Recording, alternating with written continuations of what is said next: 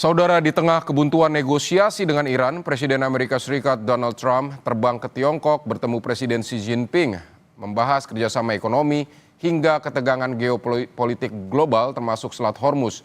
Dalam pertemuan, Donald Trump mengklaim Xi Jinping tawarkan bantuan untuk buka Selat Hormuz. Apakah Tiongkok mampu membujuk Iran untuk membuka Selat Hormuz?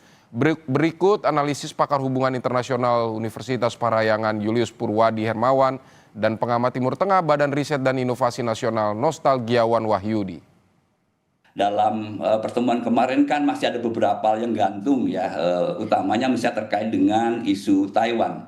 Tergantung niat baik Presiden Trump menangani isu Taiwan, baru kemudian Xi Jinping juga akan melihat apakah akan merealisasikan secara penuh.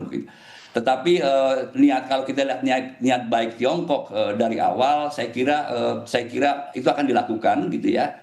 Sejauh Amerika Serikat juga menunjukkan niat baik. Itu bagian yang sangat penting yang saya kira Presiden Xi Jinping sangat cerdas ketika menghadapi seorang Presiden Trump ya, bahwa Trump harus menunjukkan niat baik dulu, gitu. Baru komitmennya akan dieksekusi. Ya. Tidak ada pemenang yang dapat mengambil keuntungan dari perang antara Amerika Serikat dan Iran ya, itu harus diakui, dan Tiongkok merasakan dampaknya, termasuk kemudian terkait dengan disrupsi suplai minyak ke Tiongkok, itu harus diakui. Gitu.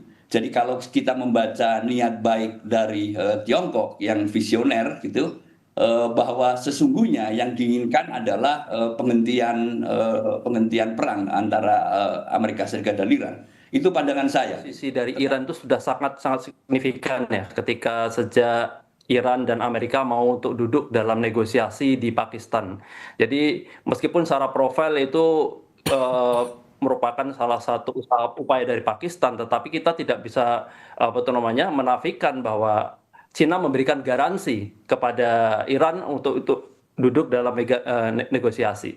Jadi seperti ini, Mas Bre. Jadi meskipun ada kesepakatan antara Trump dengan Xi, memang untuk Selat Hormuz itu berkaitan tidak hanya dengan Cina tapi seluruh dunia. Jadi ekonomi dan ketahanan energi dunia juga terancam. Jadi memang ada kepentingan ekonomi bersama untuk pembukaan Selat Hormuz. Dan yang kedua yang menarik sebetulnya, Mas Bre.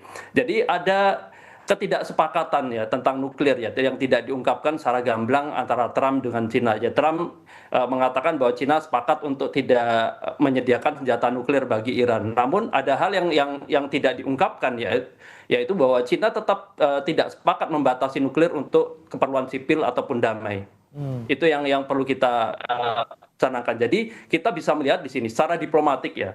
Jadi kita bisa melihat secara profil diplomasi Amerika di dunia itu secara influence menurun. Jadi AS tidak memiliki kemampuan yang cukup untuk menundukkan Iran dengan kekuatan sendiri. Jadi ada permintaan bantuan Cina yang merupakan momen diplomatik defisit bagi AS. Dan juga pengakuan AS terhadap kapasitas diplomatik dan ekonomi Cina di dunia ya. Dan ini seolah-olah Cina menjadi kunci akhir dari exit way perang Iran dan Amerika Serikat.